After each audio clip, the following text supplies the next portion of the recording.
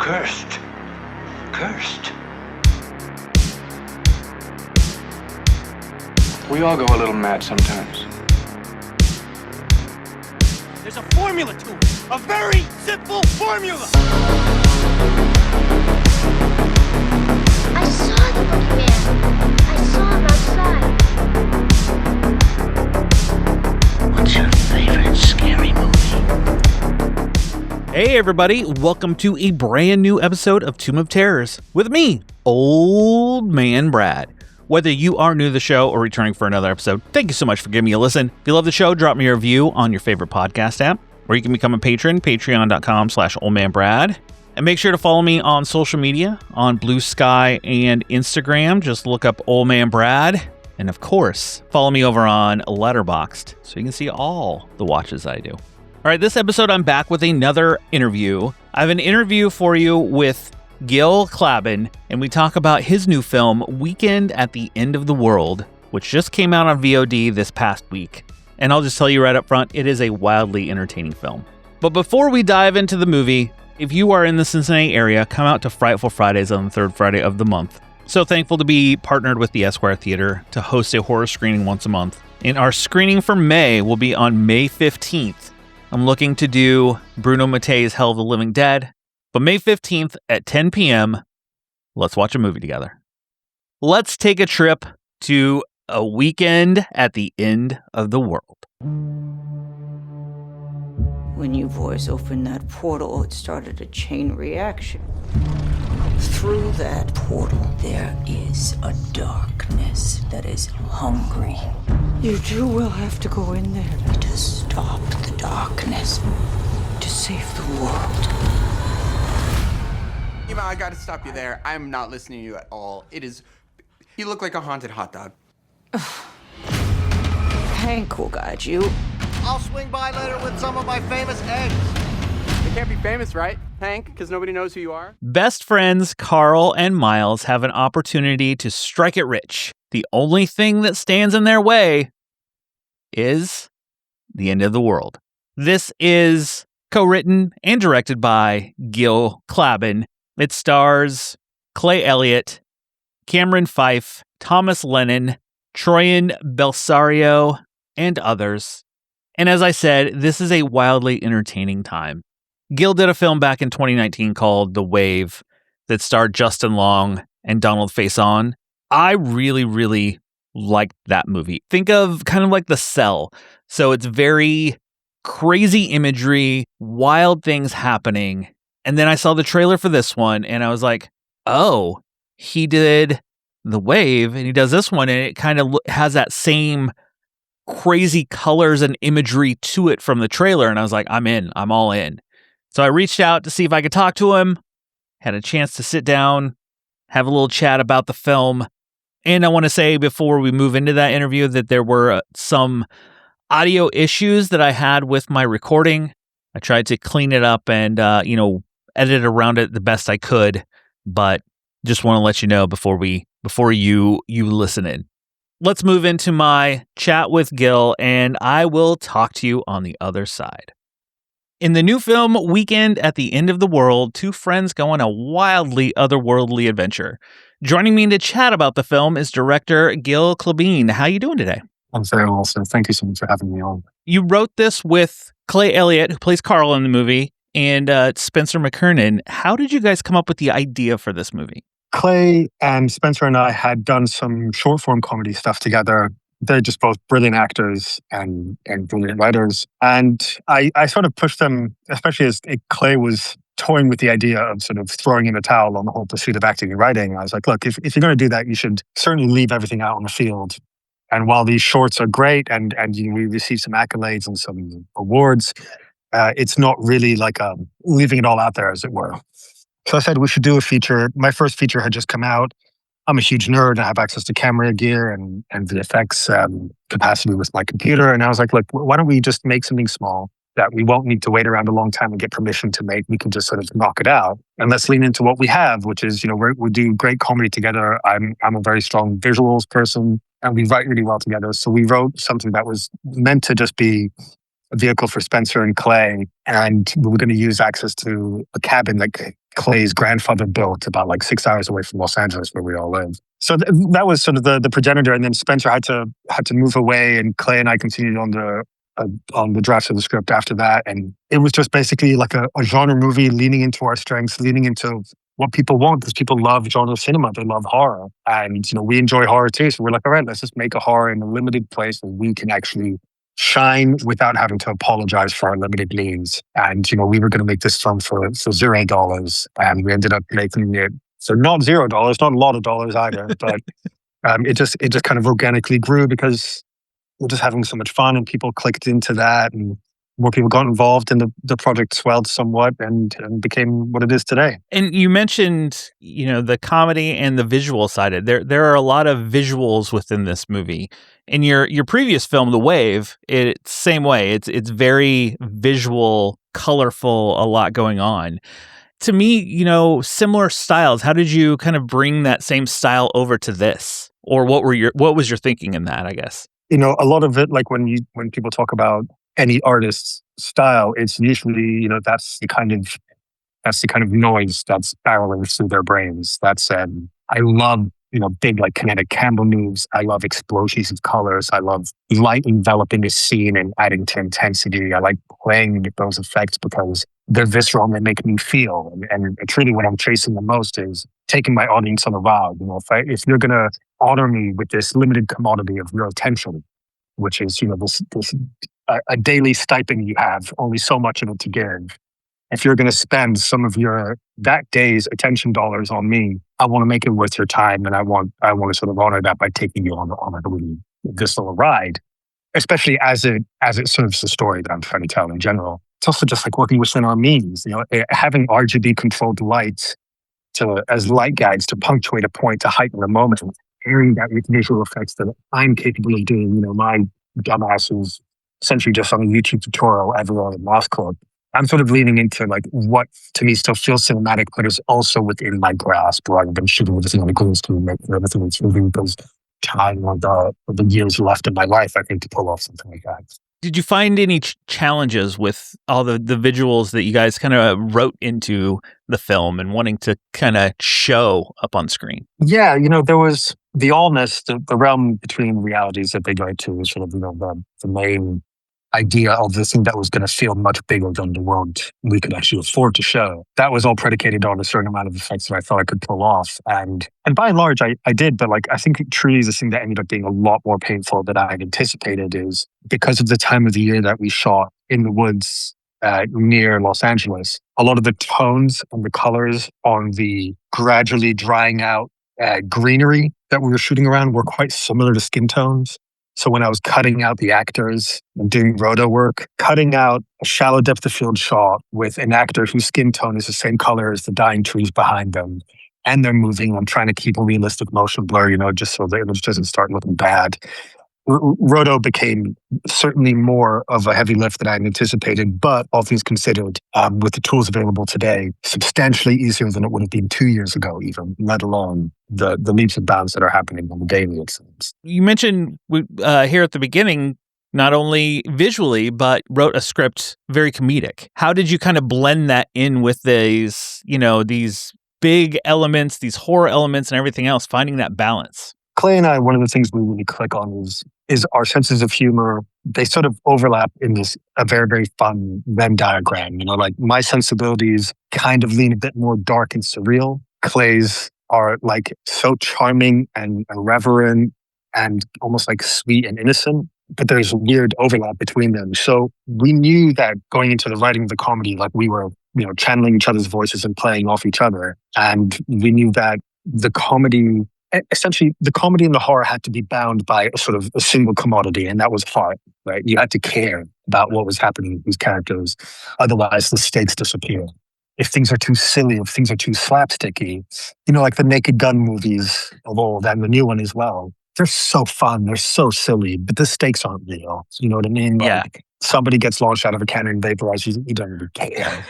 Whereas on this, we wanted absurdist, we wanted almost cartoony levels of of silliness, but there had to be real stakes. There had to be heart. And one of the biggest sort of considerations is we redrafted and redrafted the script, which we did 16 times. And we actually shot draft 16 of the script. It was always using the horror and the comedy to complement and contrast one another. So when we were building up moments of like unison and hilarity, that's when we become specialists of horror. Because even if the horror isn't that scary because you don't have to save the money to pull off massive something, as a reprieve from the silliness, it's such a shocker suddenly to your system. And vice versa, if you're in a horrific, tense moment and somebody drops one funny gag, that gag is 10 times funnier because you're so desperate to unclench, you know what I mean? To ungrip your armrest because it's been so tense for so long. So it was a dance. It was a dance just going back and forth in those two tones.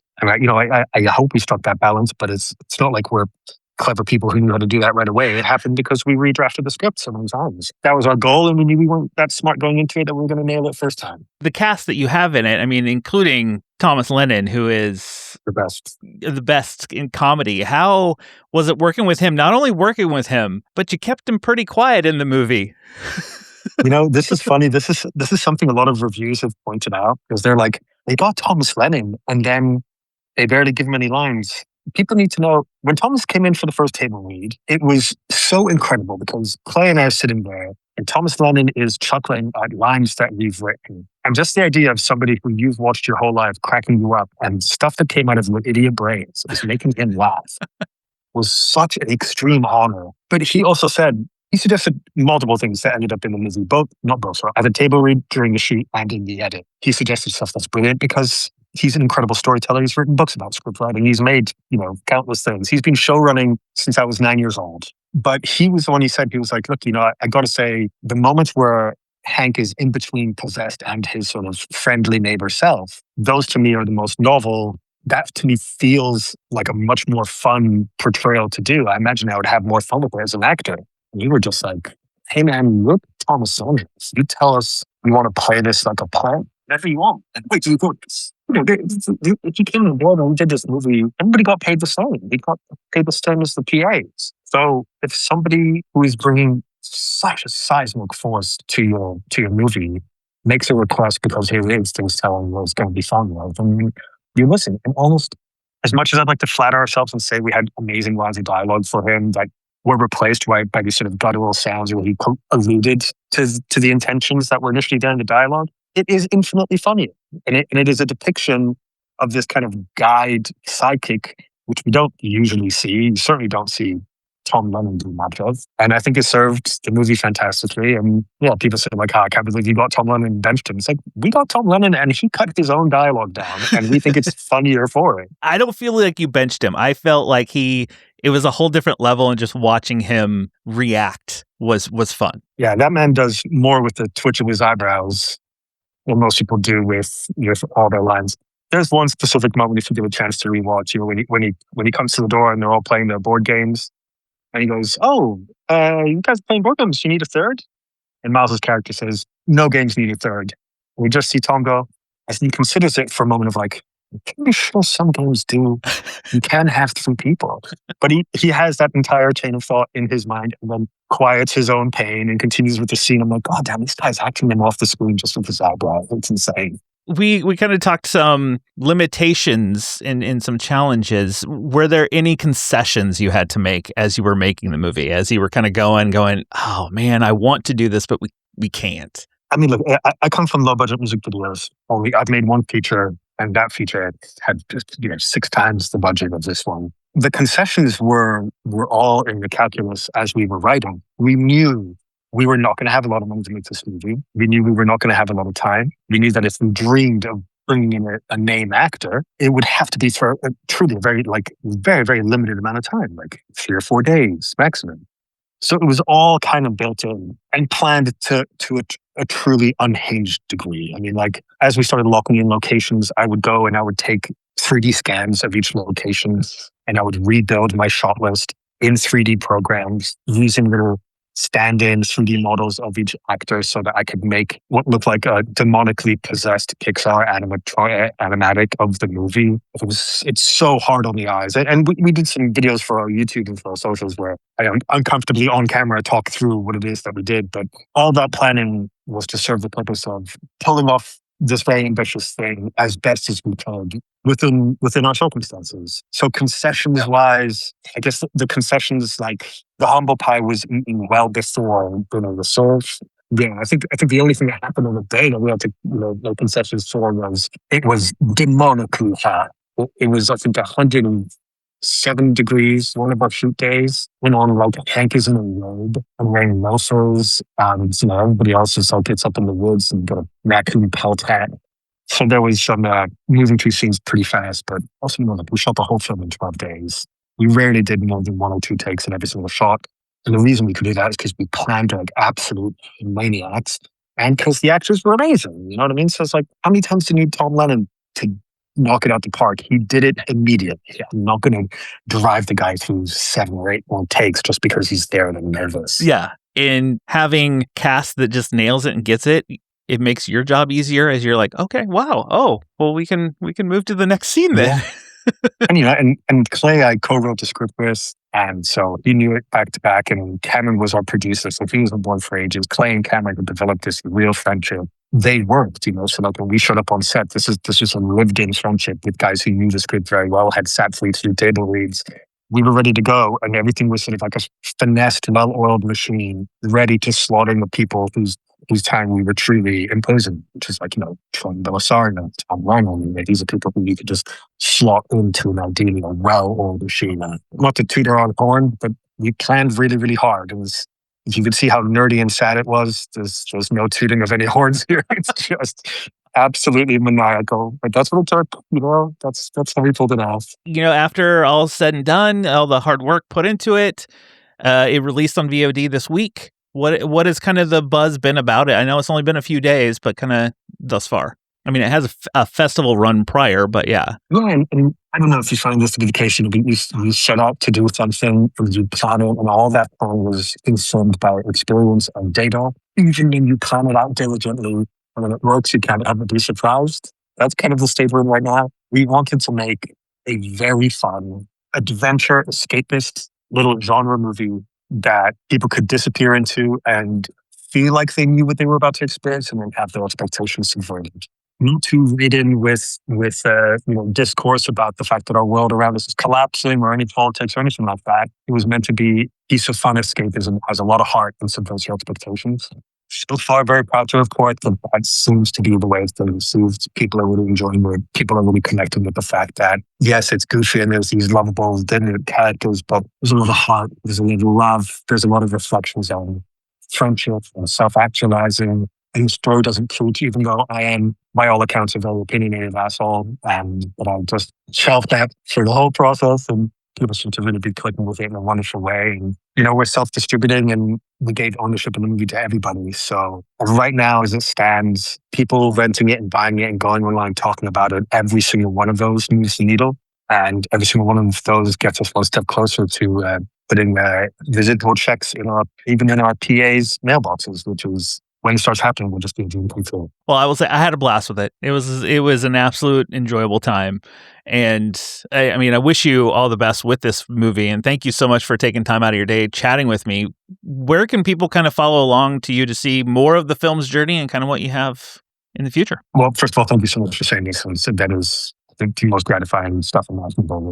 It's an annoying handle, but Weekend at the End of the World, the full Instagram handle, and the same on YouTube. That's where we're posting BTS stories, updates, everything about the movie. It's all being shared online because, much like same for me, like I enjoy seeing this stuff. I find it all fascinating when there's a story that's interesting behind the movie. And I think with ours particularly is with the nature of how our industry is right now, like the fact that we're distributing this movie ourselves, marketing it ourselves, and ownership is given to everybody who helps make it a reality. I'm hoping is a model we see more and more of because we are struggling too much for what it is that we bring to people, which is, movies can inspire, they can excite, they can give you some escapism, they become your friends that you can revisit throughout life. Well, Gil, I want to thank you again so much for chatting with me, and I hope you have a wonderful rest of your day. Thank you so much. I appreciate you. I want to thank Gil so much for taking the time out of his day to chat with me. As I've said many a times, I always love hearing the backstory to a film. And this film, it is kind of crazy that so much went into this, that he, Clay, and Spencer, who wrote it with him, everything that went into creating this movie. Wanted to do a comedy, wanted, the wild imagery and everything else. This film, it starts off, you're in a car with these two friends driving. One of them, Carl, has blood running down his face, and you're like, oh, some shit happened. And you kind of get this almost a Hangover-esque feel to it of, oh, did something happen? They don't remember what happened. You get a little bit of backstory kind of as they're driving, and Miles is kind of ragging on him and going a little bit into it. They're on their way out to Grandma's cabin. Grandma passed away. Maybe let's go check it out. We'll spend the weekend there. Maybe I can sell it and make a whole bunch of money, because why not? So when they get out there, Grandma's neighbor, Hank, played by Thomas Lennon, Miles is really annoyed by him, and he doesn't want to talk to him. He's like, don't acknowledge him, don't anything. He kind of gets under his skin, even just saying any words. And Thomas Lennon is always spot on comedically. He just has this timing to it. And in this film, he doesn't have a ton of lines. When he does, they're great. He relies a lot on, said in the interview, facial expressions, and he nailed it. He is hilarious as Hank and other Hank. I'm just putting it in quotes, so I don't want to spoil that. And as we go through, when they get to the cabin, they just want to party. They want to have a good time. Some dark things start to happen. You have a portal. You have Grandma comes back, and then they need to go further. They go into this other world, and the adventure begins. It's like an otherworldly cosmic adventure that these two go on as they not only work on a friendship they have, but things with Grandma, with Hank, and many other things. Carl's girlfriend that he proposed to that dumped him. But this adventure, I had a fun time with this. I thought it was very funny. I was laughing quite a few times. It's my kind of humor a lot of the times when the jokes happened. Thomas Lennon was great. Cameron Fife and Clay Elliott, with their timing, they played off each other very well. I felt they had a good chemistry on screen to where it was a good comedic timing back and forth with him. And then you get the dark elements as well in this film that are pretty funny. There's this one character, I'm not even going to say what it is, but this character in the other world that they get to. You don't get to see him too much, but it's kind of funny when they explain what's going on.